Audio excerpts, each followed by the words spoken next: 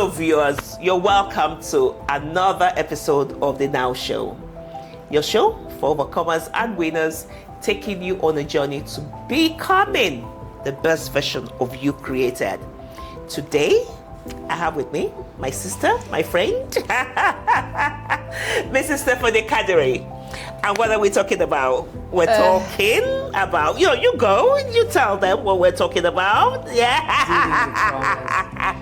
Dealing with traumas. Yes. So, my sister is here. We're going to be discussing dealing with traumas.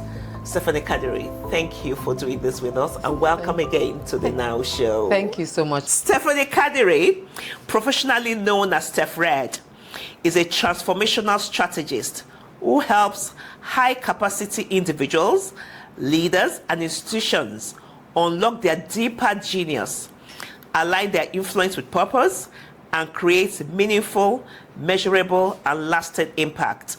She's known for blending depth with joy and using insightful storytelling and humor, making people laugh even at the insecurities while helping them rise above them through transformational experiences that are practical, empowering, and deeply human.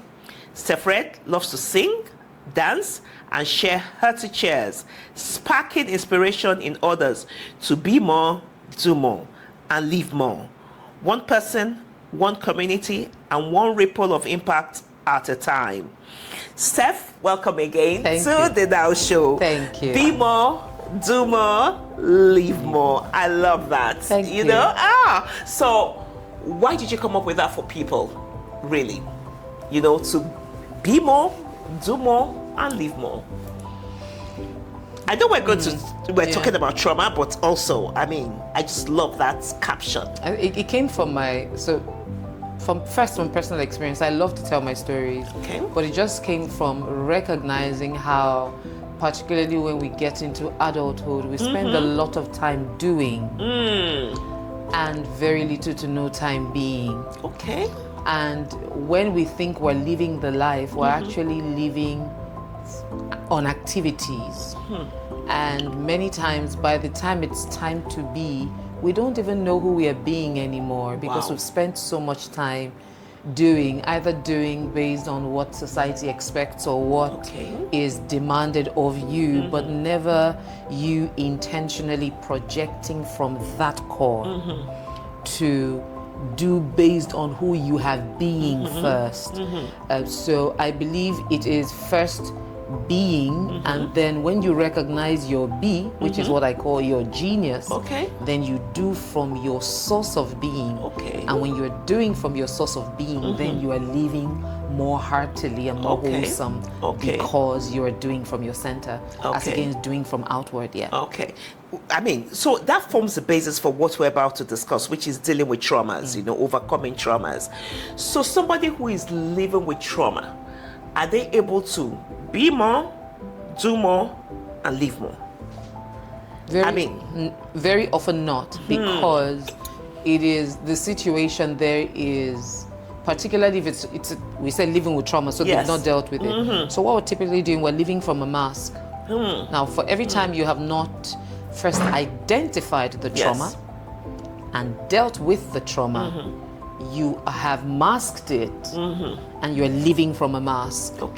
That mask is now a plethora of activities that you're projecting from that will keep taking you farther away from who you were originally created to be. So for every time trauma happens, it disrupts your core. Trauma is a disruption, whatever form of trauma, whether it is trauma from upbringing or environment, or sometimes people experience trauma from broken relationships. So trauma is not just abuse, it could be physical abuse, it could be emotional abuse, it could be psychological abuse, and then it could just be every other experience experiences in your environment that distort your way of thinking, your perspective to life. And once there is that distortion, there's a veil. So you're living from that veil. And if you want to live to be, do, and live more, then you have to go beyond the veil. Okay. And going beyond the veil would need to take you to the place where the trauma happened. to heal from it, Okay. and then decide what your future is going to be regardless, despite it, right? Where you have dealt with the trauma, gotten it out of the way, recognized the genius, Okay.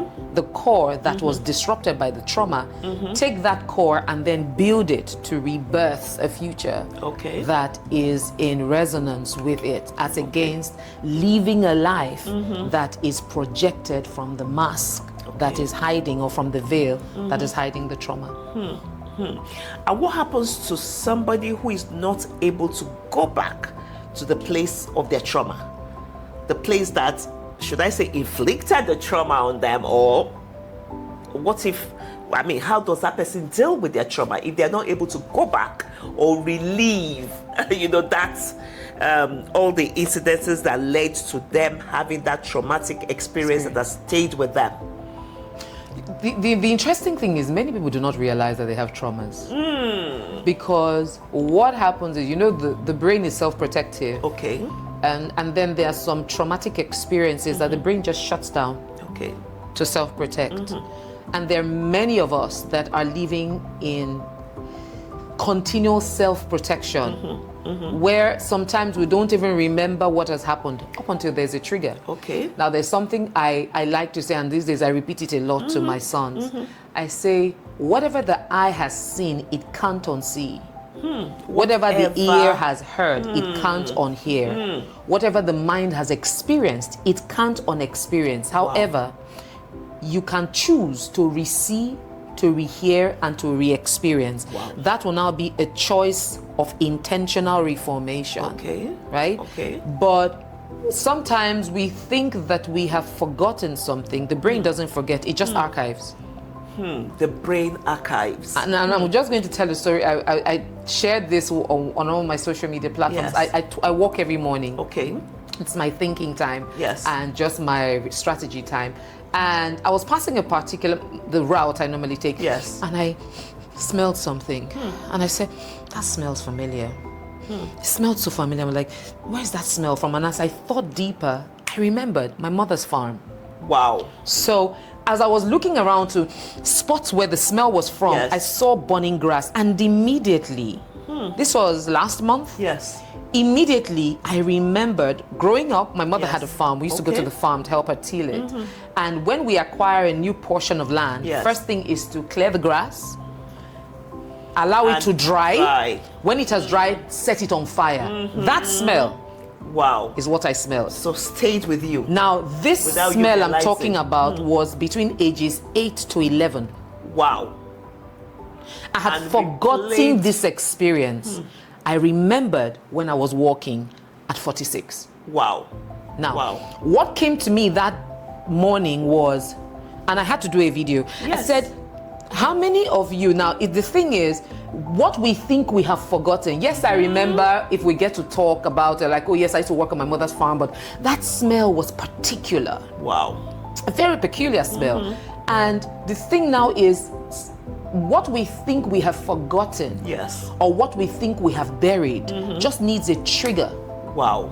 So sometimes we could be in places where it could just be because of it be something we smell, or something we see, or something somebody says, and suddenly we're like, it goes to that archive and unearths what you thought was dealt Was with. dealt with. The Wow. question now is, if it is a good memory, for me it was a beautiful Yes, memory. definitely. Because I suddenly remembered, Yes. oh, that experience Yes. of following Mother Dearest to the farm, and oh wow, oh, thus far, how far God has brought us. Look at life now. Yes. But for some, it could have been a horrible experience.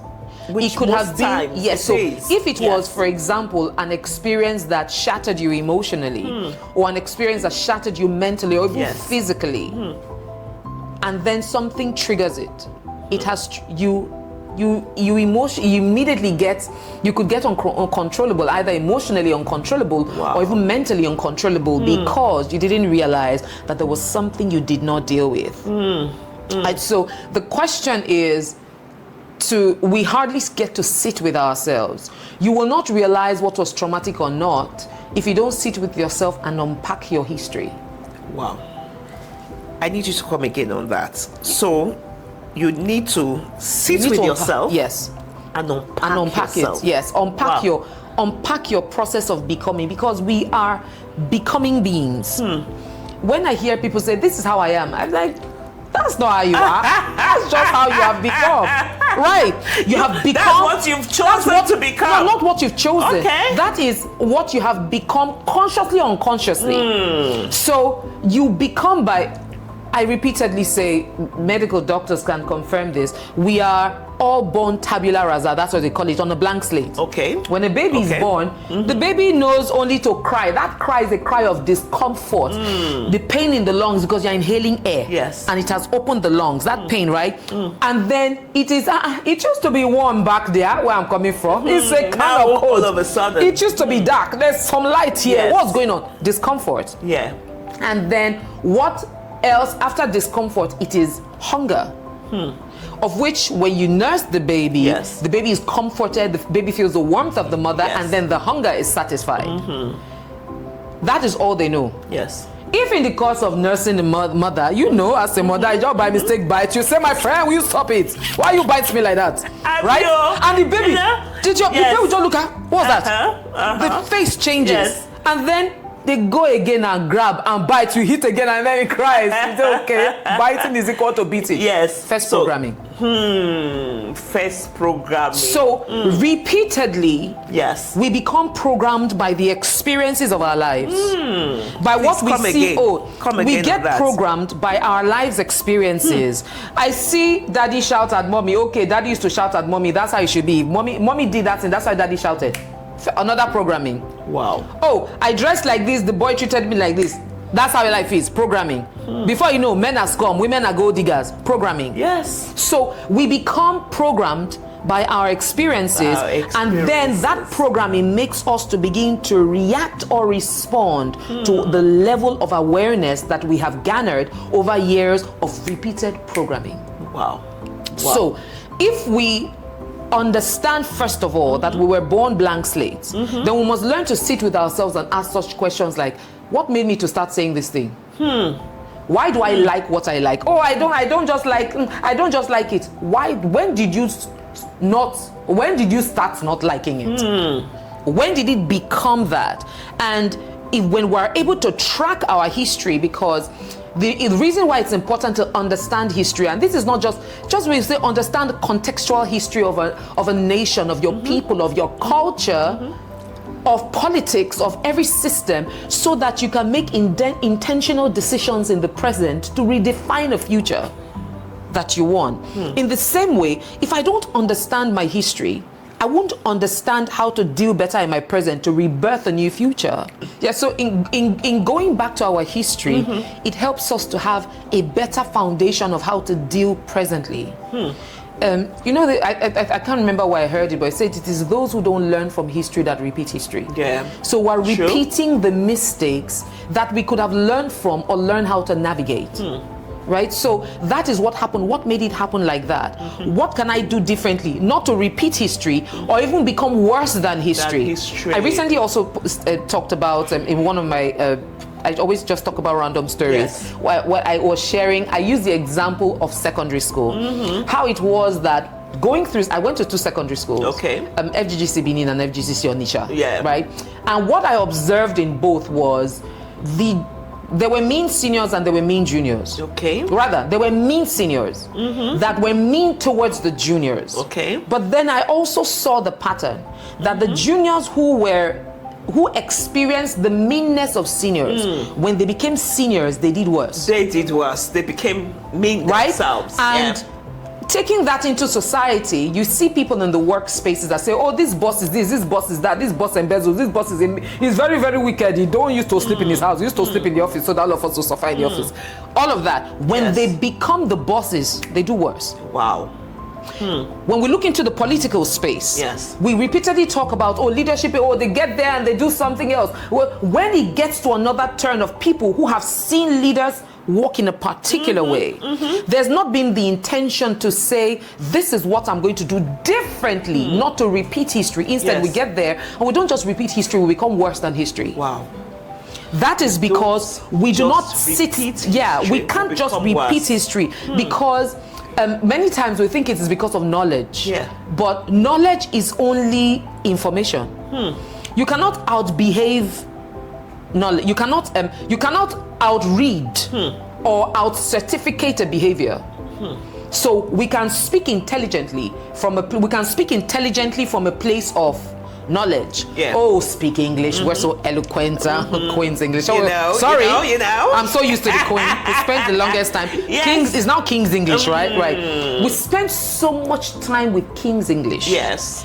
So much time in talking about the university and the certifications. But when it comes to subconscious behavior, we behave our programming. You behave like either the person that modeled for you the strongest or the longest, right? So we are actually repetitions of history or evolutions of history. And evolutions of history has to be by intentional work to say, I am going to do differently. And then you have to categorically, I beg your pardon, specify what different would look like and what it would take you to be that different. Otherwise, what is in your normal rest state is what you saw. So there are several repetitions of stories and narratives of men whose experience or grew up seeing their fathers abuse their mothers, domestic violence. They grew up to become worse. They didn't just become worse; they did worse than their fathers. Wow. Right? So it's same thing, father to son, mother to daughter. You see your mother doing something. Oh, I hate it. I'll never do that. You grow up and you do it because that is what is in the subconscious. That's what's in the rest space. So up until we're able to unpack and recognize, why am I behaving like this? Why do I hate black men? Why do I hate short men? What are short men never done, right? Why do I insist that she must be light-skinned or that she must have straight hair or like she must, right? Where did those patterns come from? They're all programming. So in dealing with all of this and taking it back to trauma, many of us are actually expressing through life from our places of trauma, but we do not know it. Up until you question, you will never know. Up until you question, yes, you will never know it. You know, it takes me back to the secondary school experience you spoke about, you know, where seniors were wicked to the junior ones, and junior ones now in their own time became worse. You know, when rather than say to themselves, the experience I went through, someone else not go through someone else must not go through that experience. And lately I hear that, you know, as far back as then, people are still carrying those experiences that they had in school with them. How do you leave behind bad experiences that have happened to you? Because we all have bad experiences happen to us. For example, I mean, I've had my share of very bad experiences. But where I did my A-levels, you know, we went back to school. We're having 40 years of reunion, you know, and because my sets in both schools, the same set, so 40 years, I think, a few years ago, and they were asking, what would you say to your younger self? And I said, I wish I heard that word or the phrase deliberate and intentional when I was younger, you know, because everything is being deliberate and intentional. So you need to be deliberate and intentional about leaving bad experiences behind, which is what I have chosen to do as an adult, because definitely I've been through my share of experiences that, gosh, if you hear some of them, you'll be like, and you're still standing. The truth is, everybody has theirs. You know, sometimes they say, okay, everybody, come and share your own. You say, I like my own. Let me just hold on to my own. Let me carry my own.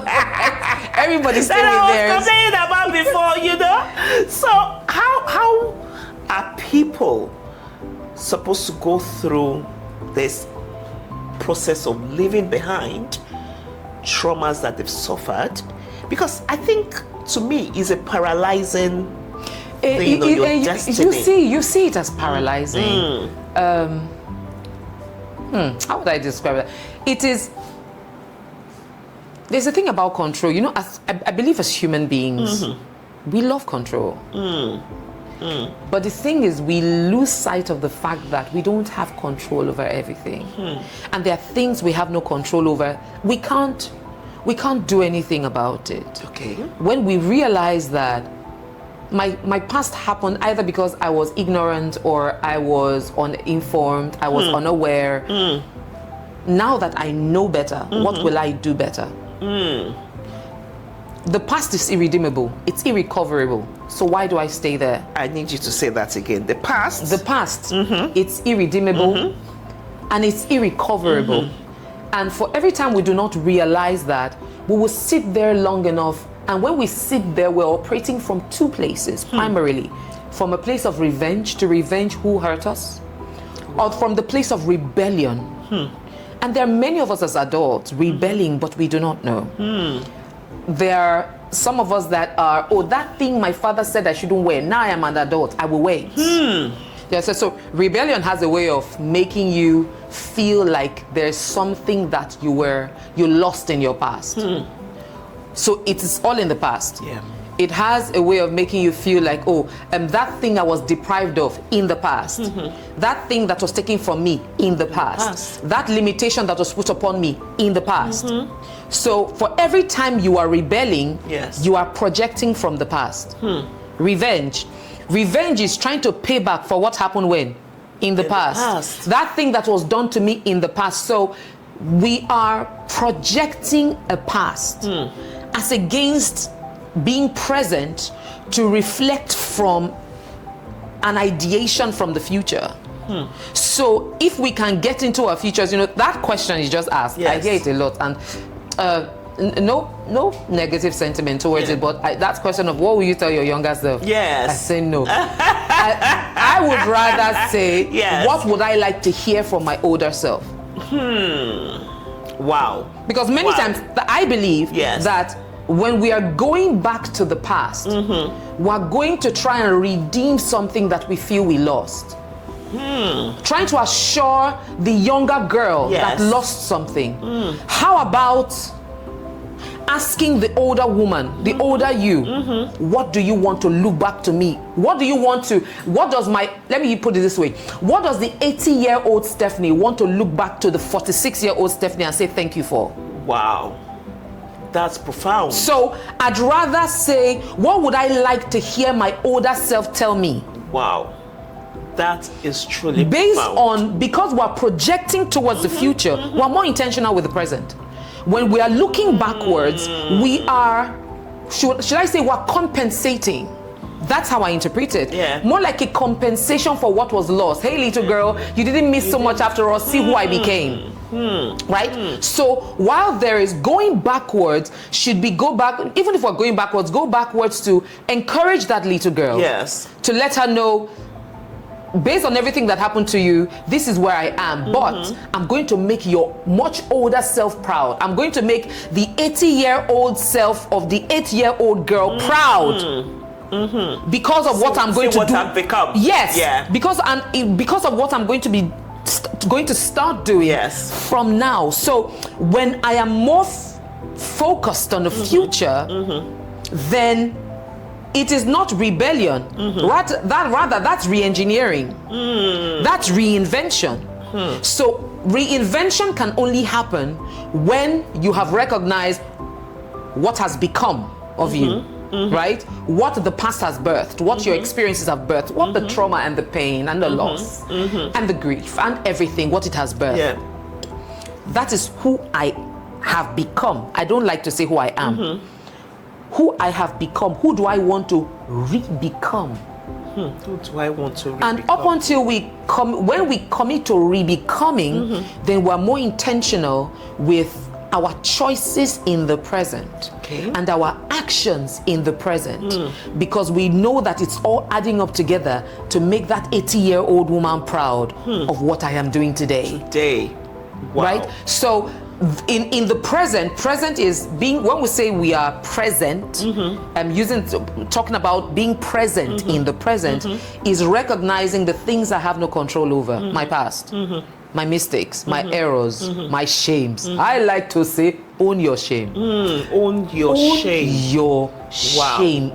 Once you have owned that shame, nobody can shame you again. They can't shame you with what you have used to shame yourself. Own it. Oh, I call it OIS. Own your shame. Go back to that place where you felt shame, where you felt abandonment or betrayal or the trauma. Recognize it. It is all a part of your story. Yes. Now take it and redefine a new story. Take it. I need you to come again on that one.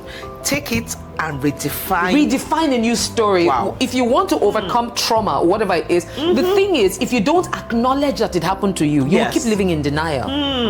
Acknowledge it. This happened in my past. Yes. Can I change it? No. Can I go back? It's only in Oyibo film that they used to go to the past. Oh, it only doesn't. Forgive me. It don't used to happen in real life, you know. They will just say, let's just press this button and undo what? Rewind. And rewind it. Yes. It's not Thanos. Thanos have no power here. We have no control over the past. Accept it. Accept it. If it's for women or for men, some people have been experienced rape, experienced abuse, experienced violence, experienced addiction. Yes. Some of it was not anything that they had control over. It was out of their power. They may have been trafficked, they may have been cajoled or just got into the wrong gang or the wrong association.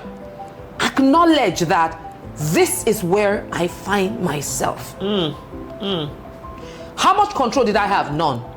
Or maybe I had more control. I just wanted to soil my royal oats. Okay, acknowledge it.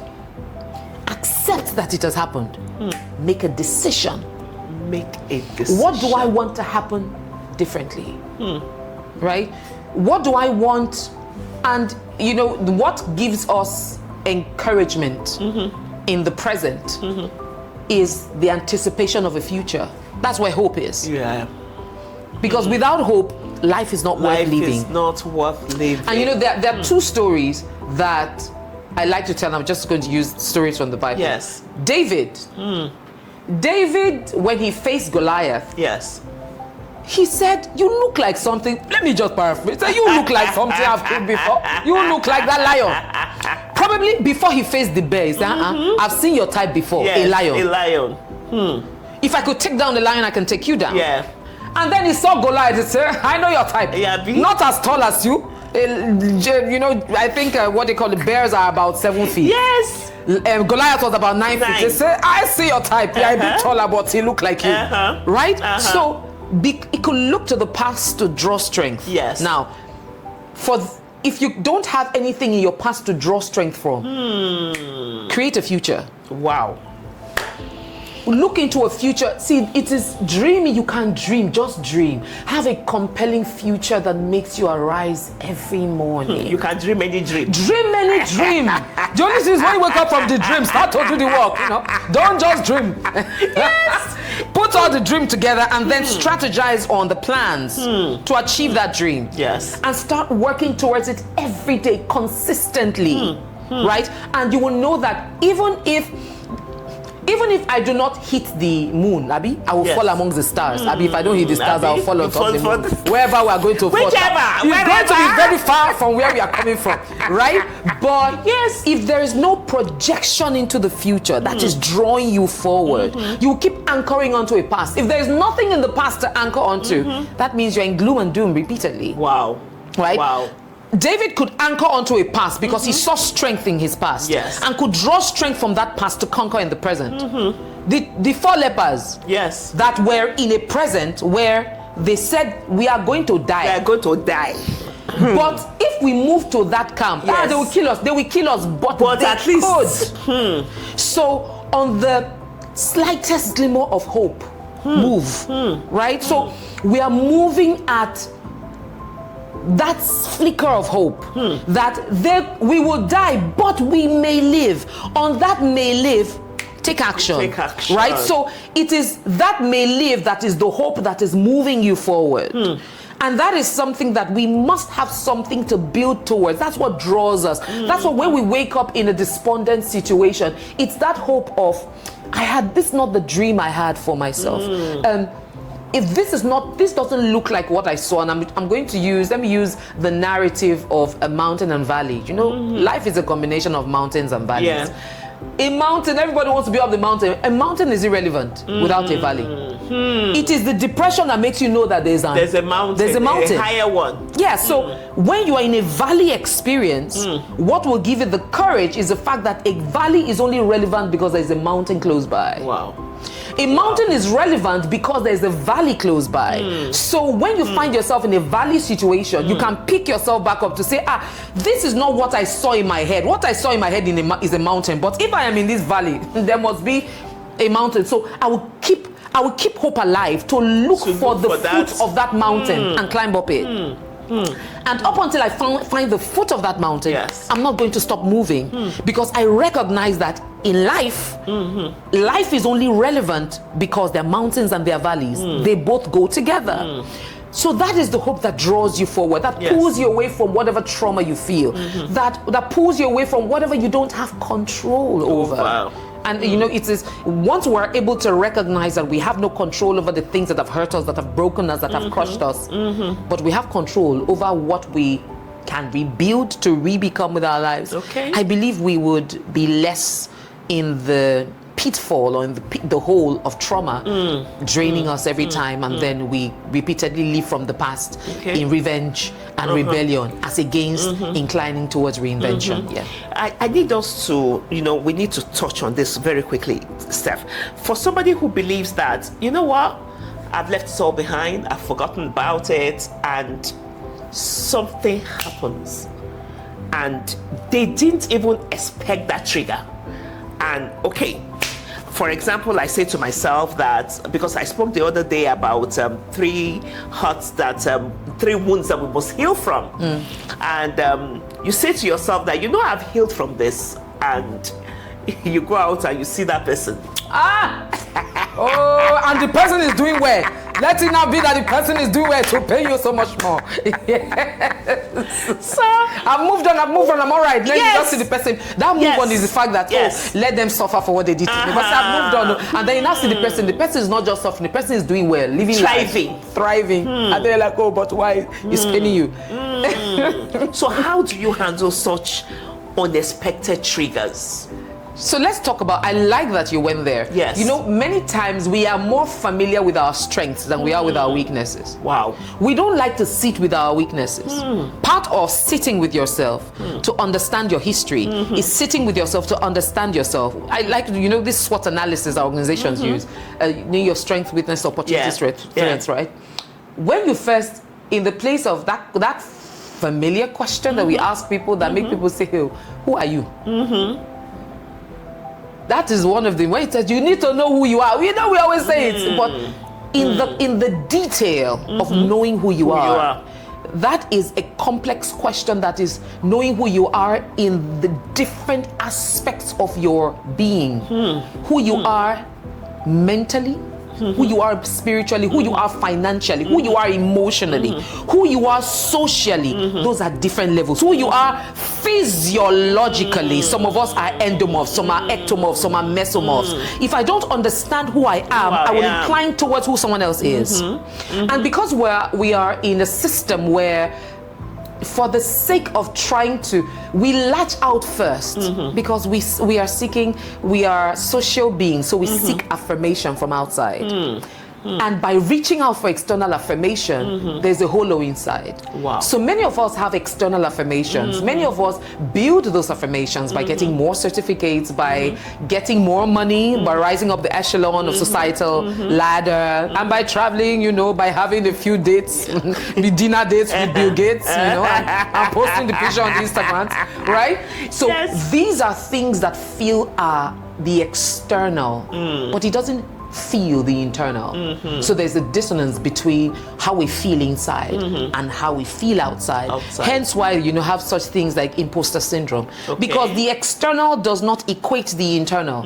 You don't see it, I see it, I know it. I come out and we're all happy, but when I go back inside, like, this hollow, this void, maybe I should change my wig.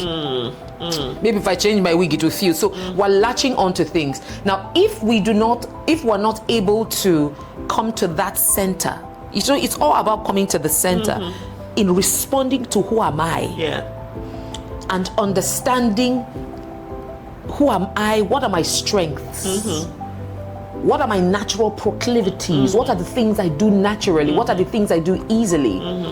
And then now I know my strengths. What are my weaknesses? Am I tardy? Am I loose-lipped? Am I do I lack self-control, right? Am I emotionally unstable? If you do not know your weakness, now the strengths that you know and that you intentionally develop will position you for opportunities. The weaknesses that you do not know, that you don't now intentionally tame or change to potential strengths, will become threats for you in the future. Wow. And I use the story of Achilles. You know what Achilles is? Achilles is. If brother Achilles knew that his heels were the parts where the portion for long life or immortality did not touch, he wouldn't confidently walk into battle with a sandal. He would have used vibranium shoe. Or tell the entire army, hey, all of you are winning this war because it's my power, but that place there's no power there. Make sure that nothing touches this leg, because as soon as it touches this leg, all of you are dead. Well, you would have seen a man walking with several soldiers gathering there, right? Because that is his weakness. We do not prepare for our weakness. We do not prepare. We do not cover. We do not identify our weakness so that we can prepare for it. So it takes us unawares. So the thing now is, if you, for example, for some people, maybe their weakness is their ex. Let's go there. You just see the man now say, no, I forgot him, he has moved on. You now see, oh, he's married to a fine wife, he has children, and he's doing very well. God, why didn't you punish him? Right? You say, I've moved on, but that is a weakness there that you probably didn't deal with. Or that is an example. Or money comes to you and you just spend it frivolously. That is a weakness that you didn't realize that you could have dealt with. So if I feel this way when this happens and I recognize it's a weakness, how do I build strength that will help me? How do I build accountability that helps me work around my weakness and turn it even to potential strengths? How do I look for people who have strengths in the area of my weakness so they can cover up for me and keep me accountable? When we don't do that, we walk around braggadociously thinking our strengths are in the room. Unfortunately, the weakness is just like, they wait for the trigger. For that trigger. For that appearance, for that smell, or for that person to just show up and you melt, you just fall like a pack of cards. All right? Or for that experience to happen and you find out that you have lost yourself. It's not like it took you unawares, it's that you didn't prepare for it. Using organizations, you know, for those in the 9 to 5, organizations, that's why we have a SWOT analysis. We do the X-ray of where are our weaknesses, what are our potential threats as individuals. When was the last time you asked, what is my weakness? How can this be a potential threat to a future that I'm spending my life to build? Because it was in a moment that Achilles' victory came down. Just one arrow, my people call it strange bullets, right? Just one stray bullet, one stray arrow. It's in the same way, in a flash, everything you spent your life developing comes crumbling because of a weakness that you did not identify. So if we want to know how to deal, we have to sit with ourselves and ask, what are my weaknesses? What is, going back to it, what are the things? Sometimes the weaknesses could also be as a result of something that happened that we have now unconsciously become conditioned to. So it's the conditioned behavior. So I have a weakness, I'm not able to tell somebody no because I grew up not knowing how to tell people no, or I felt that if I tell them no, they will leave me. Because I don't want them to leave me, I tell them yes. So we are somewhat people pleasers because of a history of people not leaving us. Once I was in a conversation with someone one day who said the reason they do not make friends is because their parent was a diplomat, and they were always traveling. So they just make a new friend and they leave. They make a new friend and they leave. So anxiety of losing a friend makes them not to socialize. Right? So it was, and that was in a subconscious, it was in a series of questioning that came out. Oh, actually, it is because we were always moving around.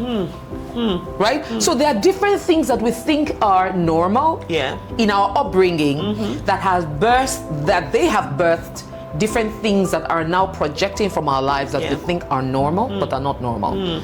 You would only find out when you stay quiet with yourself, turn off social media and go to that place and sit with yourself. And that is where therapy or coaching comes in. It's like, yes, where you now have to, if you are afraid of going to that place because you feel it's dark, get a therapist, get a psychotherapist, get talk therapy, get someone that is professionally trained to help you navigate the dark corners, right? And then will also help you guide you to chart a future that draws you forward as against a past that draws you backwards. Wow. In fact, so mind-blowing, Steph. I mean, it's much more than I even expected. And I can say that I have benefited so much from this conversation that we have had, and I'm sure that a lot of people have benefited from it. We usually have something that we say on the Now Show, that a last word that you want to leave our viewers with. It can be just a one-liner, a phrase, just something. But one thing I know is you can overcome traumas. Yes. That would be my last word on this. But what is your last word? My progressive word would be know yourself. Go within. Do the inner work. If you do not do the inner work, you'll be living an outer work that has no core, no center. And it's just a matter of time. If that outer work fails you, there's nothing to anchor onto within, you would crumble. So go within, do the inner work, commit to the process of knowing yourself so that you can be more, to do more, and to live more. Be more, do more, live more. Until we come your way again on the Now Show, I'm your usual host, Abosede Osho, signing off with my sister, Stephanie. Steph Red. Yeah. Thank you. Thank you. Thank you for watching. Don't forget to like this video. And if you haven't, subscribe to the Now Show channel today and hit the notification bell so that you do not miss any video that is uploaded. Thank you for watching.